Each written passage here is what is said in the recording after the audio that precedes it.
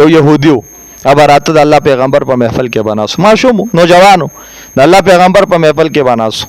رسول الله مبارک په نظرو د راضی ماته کینی بس اسې دا رسول الله مبارک خو د الله پیغمبر دا چهره یې خوخه د قتل ورته خوند ورکو نو کله براتو یو ځل رانلې الله پیغمبر پښتنه وکړه دلته با د پلان کې يهودي بچي کې ناستو اوس ناراضي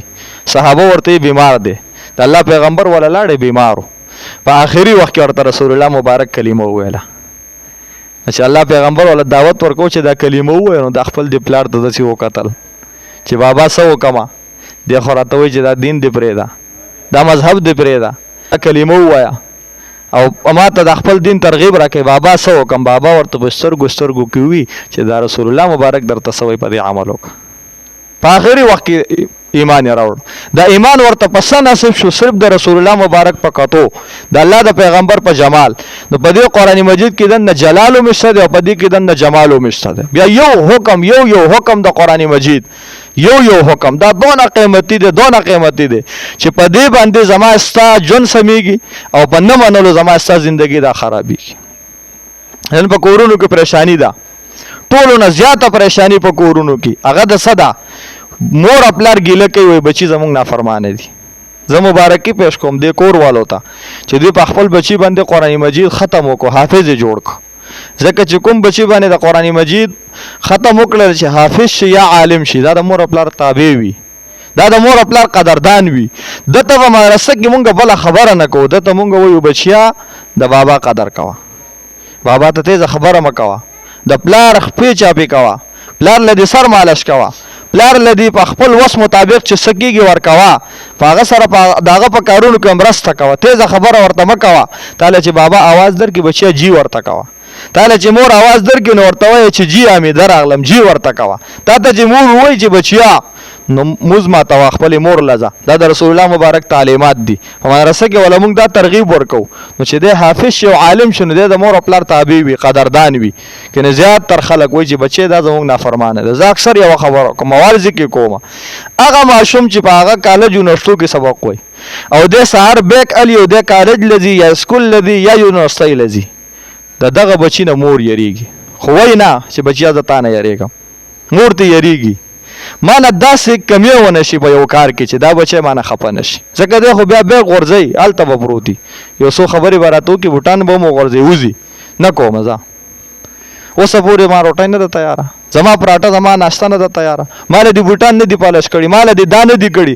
د ټول کارونه مور د یری د وجنه کوي اومبل بوتان پالش کوي اومبل سپلای پالش خپل مور سپلای مو پالش کوي خپل مور سپلای مو پالش کوي خپل مور له سپلای پالش کوي استا جنت دی دا ډېر لوی قیمتي ذخیره د تاسو را پکور کې ډېر لوی استاد پر ډېر قدردان ده دا ورته مو چې مال سپلای پالش کا دلته مور ته یریږي کده بچي سپلای پالش نشوي ځکه د خپل مور خپل غلام او وینځ غني د خپل مور خپل خادمه غني چې سپلای به عمره لدا پالش کوي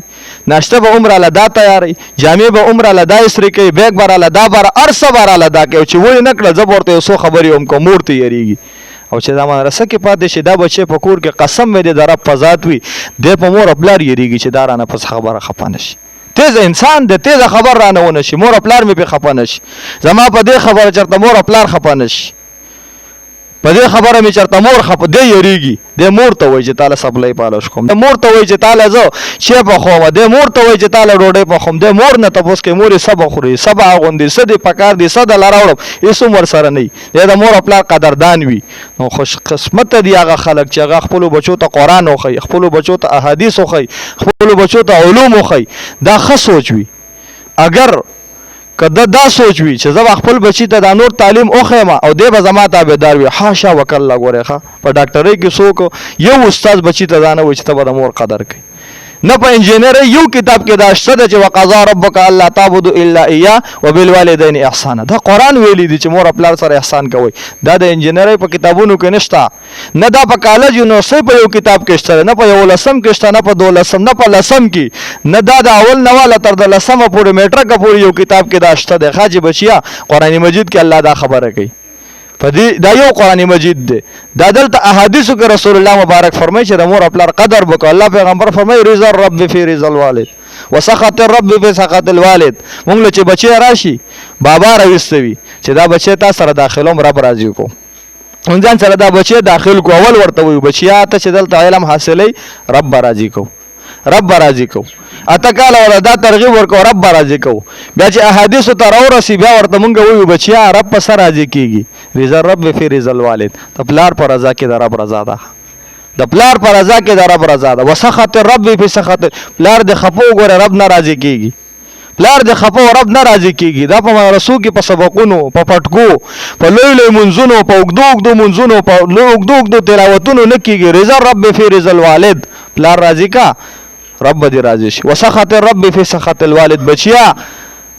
مو پلار دې ناراضه کا الله بدر نه خپه شي، الله بدر نه ناراضه شي.